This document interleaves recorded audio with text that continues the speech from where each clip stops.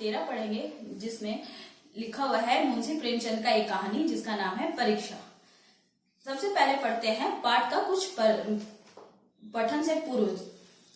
किसी भी पद के योग्य उम्मीदवार के लिए कई कसौटियां हो सकती है। आजकल प्रायः बौद्धिक परीक्षणों द्वारा योग्य उम्मीदवार को चुना जाता है।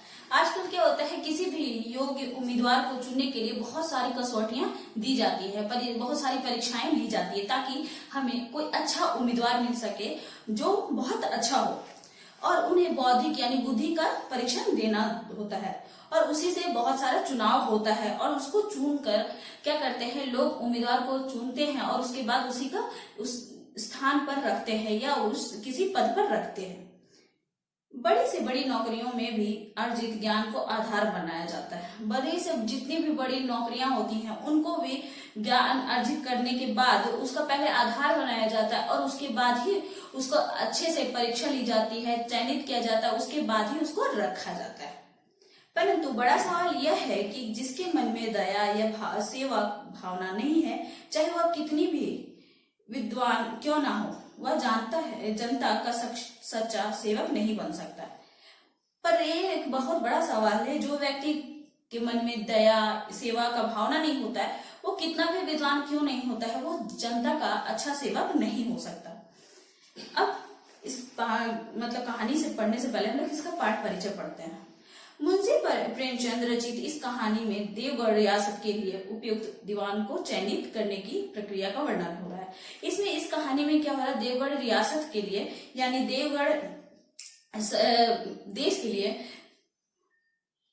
के लिए एक दीवान का चयनित यानी दीवान यानी राजा का मंत्री का चयन किया जा रहा है और उसी का जो पूरा प्रक्रिया है वो इसमें दर्शाया गया है। इस ऊंचे पद के लिए कितने ही उम्मीदवार अपना भाग्य आजमाने आए। इस जो पद के लिए बहुत सारे उम्मीदवार अपना भाग्य आजमाने आते, परंतु जो बूढ़ा दीवान था उस व्यक्ति को इस पद के लिए सबसे उपयुक्त माना, जिसने एक किसान की कीचड़ में फंसी गाड़ी निकालने में उसकी मदद की। लेकिन जो वो बूढ़ा दीवान था, जो पहले ही उस राज्य में दीवान था, उसने ऐसे व्यक्ति को चुना जो एक किसान की मदद करता है और वो उसका जो गाड़ी है उसको कीचड़ में निकालने से निकालता है और उसको मदद करता है। इस प्रकार साहस, उदारता और आत्मबल की जीत होती है। और इस प्रकार क्या होता है, साहस, उदारता और आत्मबल का इस कहानी में जीत होता है। अब स्टार्ट करते हैं कहानी। जब रियासत देवगढ़ के दीवान सरदार सुजान सिंह बूढ़े हुए तो परमात्मा की याद आई। जब देवगढ़ रियासत के जब दीवान थे, जो राजा के मंत्री थे, सरदार सुजान सिंह बूढ़े हुए तो उनको अब परमात्मा की याद आई यानी भगवान की याद आई। जाकर महाराज से विनय की कि दीनबंधु दास मैं श्रीमान की सेवा 40 साल तक की। वो बोलते हैं महाराज से कि दीनबंधु मैंने आपकी सेवा 40 साल तक की है, अब मेरी अवस्था भी ढल गई, राजकाज संभालने की शक्ति नहीं रही, कहीं बुढ़ापे में भूल चूक हो जाए तो दाग लग जाएगा, सारी जिंदगी की नेक नामी मिट्टी में मिल जाएगी। वो जाके जो सुजान सिंह थे वो जाके कहते हैं महाराज से कि अब वो 40 साल से इस राज्य में बहुत काम कर रहे हैं और अब उनकी जो अवस्था है वो बहुत ज्यादा ही ढल गई है, वो अब राजकाज में संभालने जैसे नहीं रहे हैं। और अब वो उनका ये भी मानना, वो ये भी कहते हैं कि अब अगर कुछ भी बुढ़ापे में भूल चूक हो जाएगा तो उस पर क्या लग जाएगा, कलंक लग जाएगा और इतने दिन की जो मेहनत है और अच्छा नाम है वो मिट्टी में मिल जाएगा।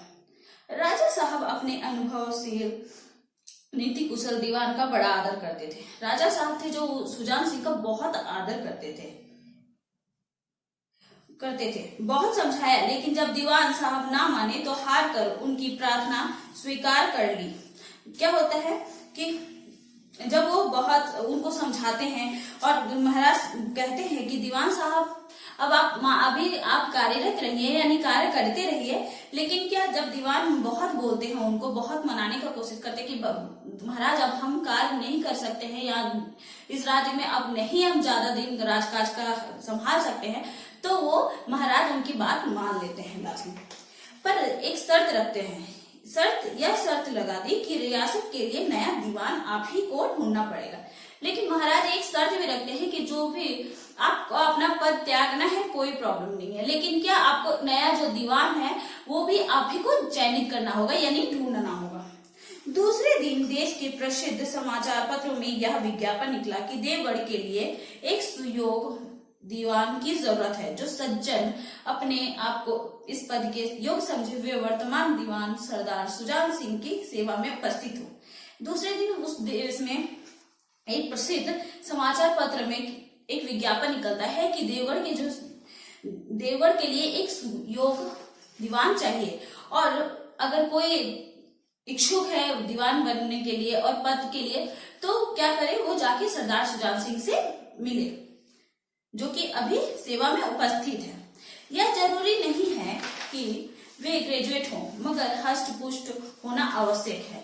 1 महीने तक उम्मीदवारों के रहन सहन, आचार विचार की देखभाल की जाएगी। विद्या का कम परंतु कर्तव्य का अधिक विचार किया जाएगा।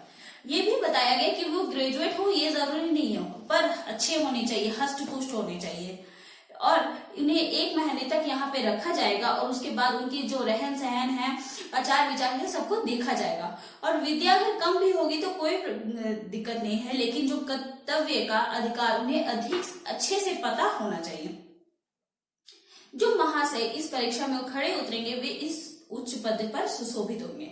और ये भी बताया गया कि जो भी इस परीक्षा में खड़े उतरेंगे, यानी जो इस परीक्षा में सफल होंगे, वे इस पद के लिए सुशोभित होंगे, यानी उस पद को सम्मानित से जाके उस दीवान बनेंगे उस देश के। इस विज्ञापन ने सारे मुल्क में हलचल मचा दी।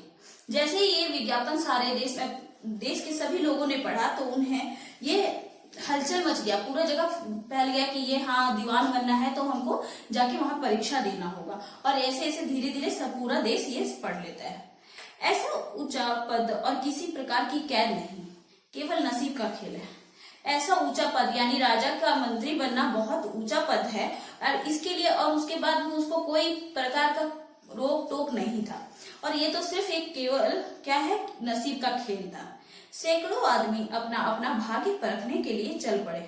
बहुत सारे लोग 100 से भी ज्यादा लोग वहां पे आए अपना भाग्य परखने के लिए, और देवगढ़ में पहुंच गया। देवगढ़ में नए नए और रंग बिरंगे मनुष्य दिखाई देने लगे। अब देवगढ़ राज्य में अलग अलग प्रकार के लोग दिखने लगे, नए नए रंग बिरंगे दिखने लगे।